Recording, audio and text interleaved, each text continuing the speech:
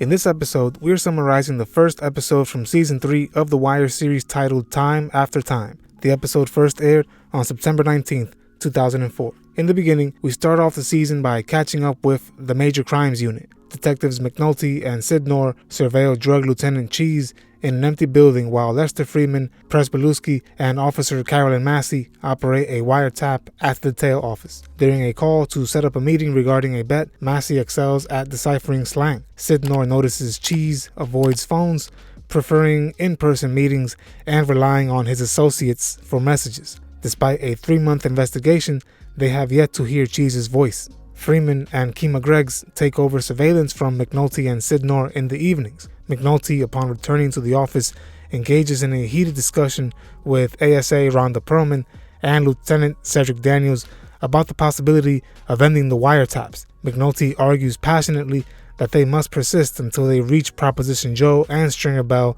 emphasizing Bell as their primary target, while Daniels maintains the need for a breakthrough in the case to justify ongoing wiretap usage. McNulty, Greggs, and Freeman observe Drac, a less cautious drug dealer, on the phone, openly discussing drugs. McNulty hopes for a more significant connection. Freeman reveals that Drac is supplied by Lavelle Mann, a soldier for Proposition Joe. Sidnor has been building a rapport with Mann through undercover work. Their plan is to arrest Mann, hoping Drac will be promoted and provide valuable information due to his loose talk on the wire. Drac's likely promotion is influenced by his uncle, Proposition Joe. In another scene, Daniels presents the wiretap plan to Acting Commissioner Irvin Burrell, who hesitates to allocate more funds. Burrell explains that the mayor has stalled Daniels' promotion due to his wife Marla's political challenge against one of the mayor's allies. The mayor wants clarity on Marla's political stance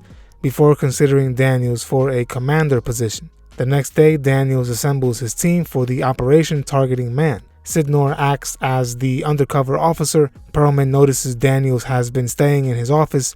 In the field, Greggs and McNulty successfully arrest Mann while Sidnor maintains his cover.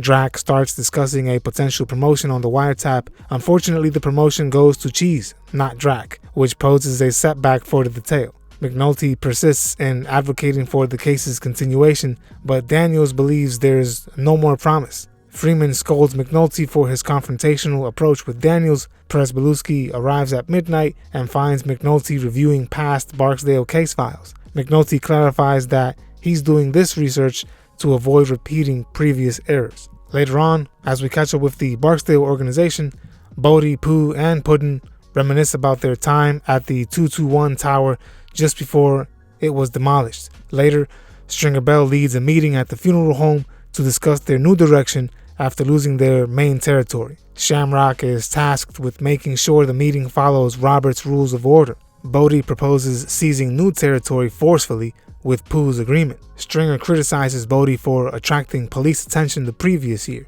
Slim Charles, his new enforcer, doubts their ability to succeed without territory. Stringer shifts focus to product supply, suggesting collaboration with other dealers instead of territorial disputes. Slim Charles and Pooh express doubts about Stringer's new method, and he urges them to think outside the box. Weebay Bryce speaks with an inmate named Dennis Cutty Wise, who's soon to be released after a 14-year prison sentence.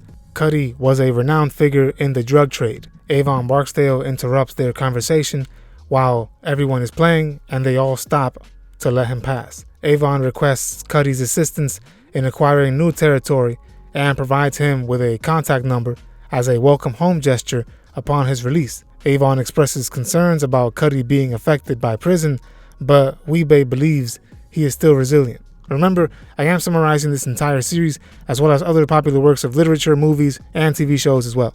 Subscribe and click the bell so you don't miss the next episode or series. If you would like to see the playlists of our summaries, click on the link in the description. Follow us on Instagram and Twitter for additional content. Click like on the video if you found it valuable, because that helps YouTube recommend it to others like you. Consider supporting us on Patreon if you can. Doing this helps my channel out tremendously. I truly thank you for your support. After his release, Cutty contacts the number Avon provided and sets up a meeting. Shamrock directs him to a narcotics package and instructs him to go await further instructions for real work. Cutty observes one of Marlo Stanfield's crew dealing drugs and negotiates with the dealer, Fruit, to work the provided package for a share of the profits. When Cutty returns later, Fruit claims his stash was stolen. Cutty requests a crime report number, and in response, Fruit brandishes a gun to intimidate him. As we catch up with Bubbles and Johnny, they accidentally collide their metal shopping cart with Marlo's driver's car. The driver threatens them with a weapon, but relents at Marlo's insistence, taking their pants as punishment. After buying new pants, they lack money for drugs, forcing them to choose one of them to buy drugs while the other goes without. Bubbles expresses frustration with their situation, while Johnny holds on to hope for the next day. On the other side of town, we see the politicians are fast at work to improve their city. Mayor Clarence Royce personally oversees the demolition of the West Side high-rise housing projects. In his speech, he asserts that tearing down the towers will benefit the community and demonstrates his administration's dedication to reform. The audience initially applauds, but their enthusiasm wanes as the dust clouds engulf them. Council members Tommy Carcetti and Tony Gray chair a police department review session, questioning Acting Commissioner Burrell and Deputy Commissioner Rawls about rising violent crime in the eastern part of the city. They discover that the Flex Squad and other local units have been redirected to patrol high crime times of the day. Marla Daniels is influential with State Delegate Odell Watkins during the meeting. Afterward, as the review board's chairman, Carcetti invites Burrell to lunch, and Gray mentions Watkins' presence. Carcetti inquires if Gray recognized Daniels. During their lunch, Carcetti shares stories of tough Baltimore Democrats from the 1st District and offers Burrell assistance if the mayor doesn't provide sufficient funding and support. Carcetti mentions that he can leverage his role as the head of the Crime Review Subcommittee to aid Burrell. However, Burrell emphasizes his belief in the chain of command and loyalty to Mayor Royce. Later, he confides in Major Reed about Carcetti's audacious offer, questioning what a councilman can offer that another mayor cannot. Rawls conducts a Comstat meeting criticizing Major Marvin Taylor for treating a series of robberies as isolated incidents. Colvin sympathizes with Major Taylor to mellow. During the next subcommittee meeting, Carcetti fills the room with the press. Burrell meets with the mayor and chief of staff, Coleman Parker, to discuss Carcetti's actions. Parker speculates that Carcetti is eyeing the mayoral seat given his district's increasing influence and his ambitions. Mayor Royce dismisses the idea, citing Carcetti's slim chances due to Baltimore's African-American majority. Parker points out rising crime rates under Royce's administration and predicts Carcetti will exploit them for his campaign. They consider negotiating with Carcetti's district, which historically votes against African-American politicians but is out of reach. Consequently, they pressure Burrell to reduce citywide violent crime by at least 5% in each district and keep murders below 275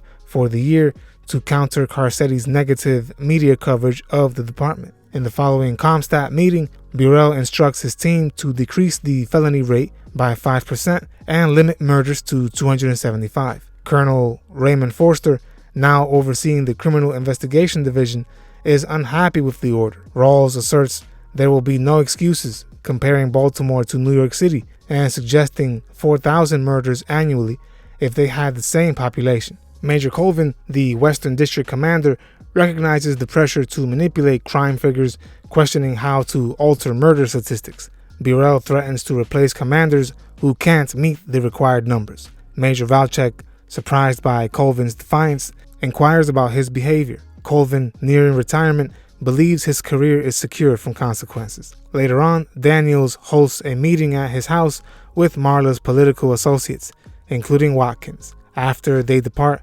Marla expresses her gratitude, and Daniels returns to sleeping at the office. That was episode number 26, titled Time After Time. To watch the next or previous episode summary, click on the link in the description or at the end of this video.